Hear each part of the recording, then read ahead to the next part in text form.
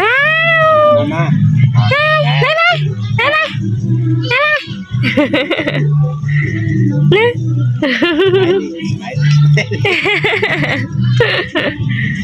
นี่ยลงสงขลาพี่น้องสงขลาสวัสดีสงกรานต์สบายดีปีใหม่เด้อสวัสดี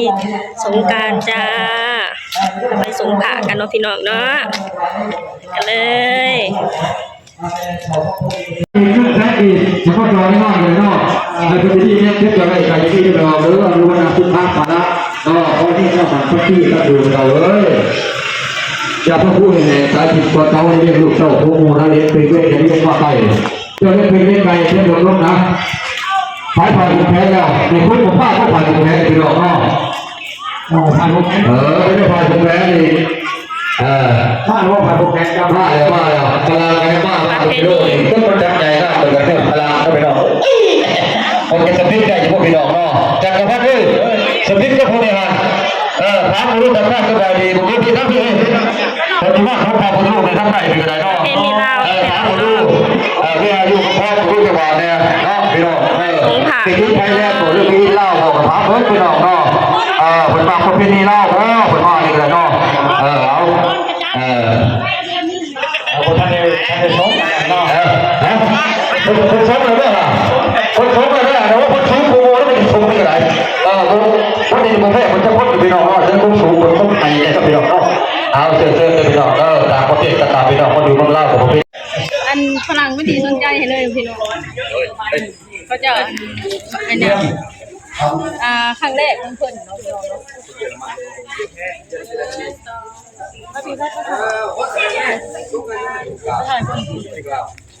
อันนี้เรื่องขอ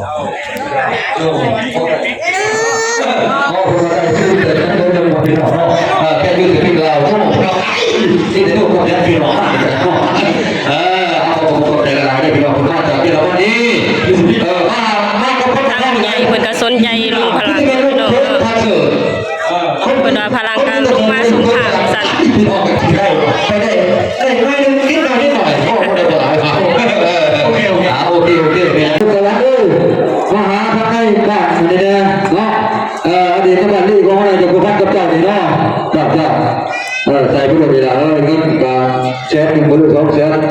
โอเค thank you you very much โอเคเนี่ยยกโป้พวกดีพี่น้องเอา thank you คนนี้ด้วยพี่น้องก็thank you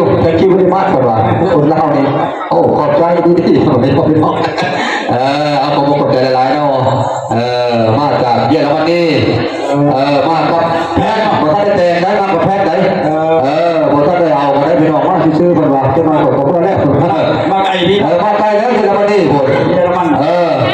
จ้าที่ผมไปได้หลักที่คนนี้หนักกว่าคนคนไฟโมโหคนเล่าคนหลายคนเนาะเอาคนอยู่เลยมาเจ้าเงินตามมาลงประเทศเราเลยนะคนว่า thank you มากว่าเป็นไม่เดียวพี่น้องก็สุดการไปเลยเนาะเอาขอขอบใจนะฮะแต่ว่าตอนว่าดีพี่น้องไปคนที่ไม่กันขอใครผมพี่น้องเนาะขอขอบใจนักเตะของเราเด้อผมมามีคิดตั้งใจพี่น้องเนาะเงินถึงกิจถึงงานต้องปีของน้องของเขาภาษีได้เอาไปสื่อสารน้องเกี่ยวกับย่าเพื่อว่าแล้วเป็นตัวยอดใหม่เลยเนาะเจ้าเดี๋ยวโอ้ยเมกลมของเขาเขามาต่อยอดอีก10,000 กีบขอให้เป็นคนเกี่ยวคนติดด้วยเมกลมเด้อเจ้าก็ได้เนาะ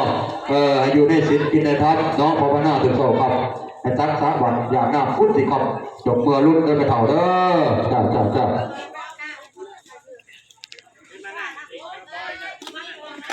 มานั่งรักษาสีองค์เด้อครูบาหน่อยครูบาใหญ่ก็มานั่งญาร้อยกับเจ้าหน่อยคนมาเจ้าว่าไล่ชนไปมาวัดวันกิโลมียังมีหอกมีงานเจ้ากับโฆษณาไปเลยเนาะ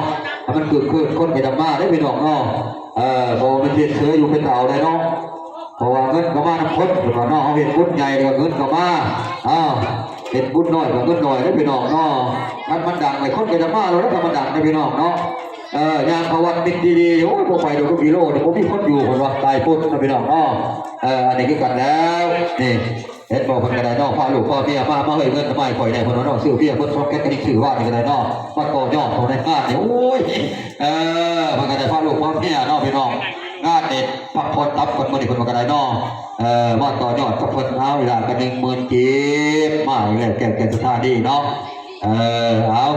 ผ่านนั่งผ่านนี่นั่งนี่นะพี่น้องเนาะจะมาต่อยอดผ่านพี่น้องของเราคนกระไดโอ้ยบุญเข้าศาสนาของคนเนาะไปกระไดนอกเจ้า20,000กีบน่ามาเลยพี่น้องเอ้ยแก่สถานดีของเราพ่อลูกพ่อเมียมาเกี่ยวพุทธลูกการเนาะปีใหม่เล่าปีนี้กระไดนอกพี่น้องขอให้ติดคุกสุขกายสบายใจเด้อคิดสิ่งใดก็ขอให้ได้พ้นครอบนำมงคลปรารถนาของปีของน้องของเราเนาะนี่อาจารย์เนี่ยจะดีของเขาอาจารย์ก็พักอาจารย์พันเนาะคนเที่ยวบริเวณน้ำมันอยู่คนว่าคนนี้พลังแล้วไม่ได้คนบริหารคนว่าเนาะ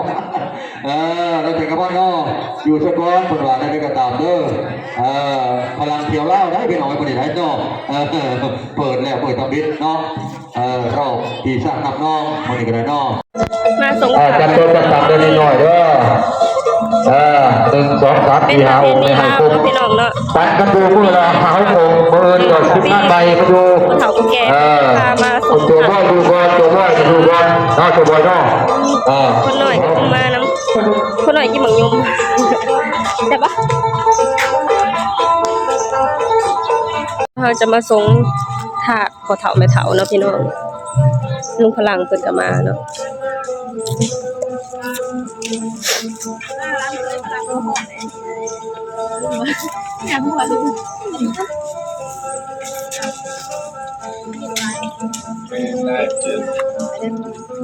อย่าเห็ดของเขามีมื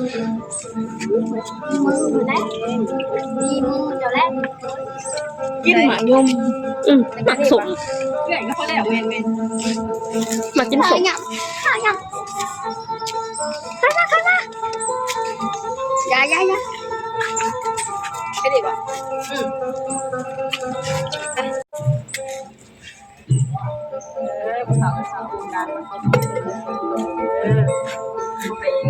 อบอุ่นสมเย็นเอมี่ไปใส่เลยอันนั้นเป็นว่าพี่น้องเนาะบอลใน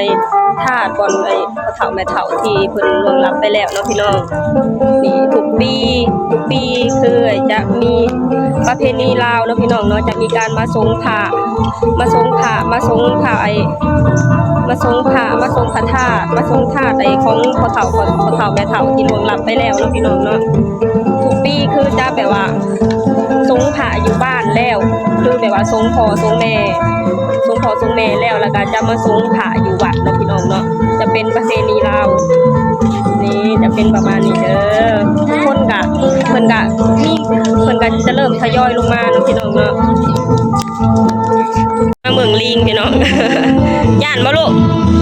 อีหล่าย่านลิงบ่อุ้ย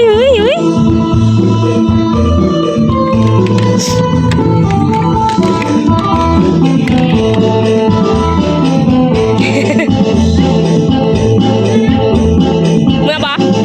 ลูกอะขอสวัสดีปีใหม่สวัสดีสงกรานต์ขอให้พ่อแม่พี่น้องทุกคนมีแต่ความสุขความเจริญขอให้มีสุขภาพแข็งแรงเด้อมีความสุขพี่น้องสวัสดีค่ะนั่นแหละสบายดีวันสงกรานต์เด้อจุ๊บสบายดีวันปีใหม่สงกรานต์จ้ะฮัลโหล How did you do?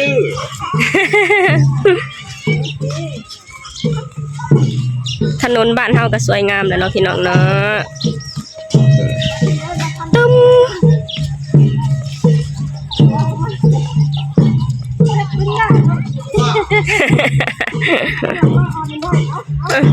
เต้นนี่ล่ะเต้น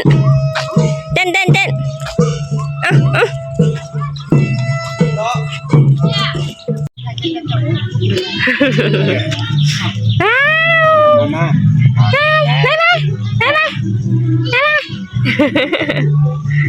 น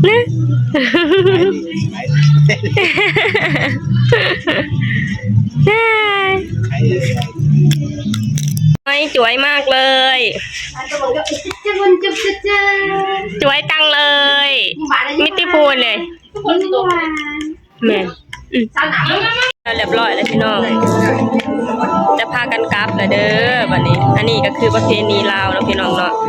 เป็นประเพณีลาววันสงกรานต์จะพากันมาสงพระสงเจ้าเนาะพี่น้องเนาะจะพากันมาสงพระสงเจ้าขอบุญขอคุณขอคำอวยพรจากเฒ่าจากแก่เนาะพี่น้องเนาะมาให้พระหรือยักษ์ครูมาผูกแขนมาผูกคอต่อแขนให้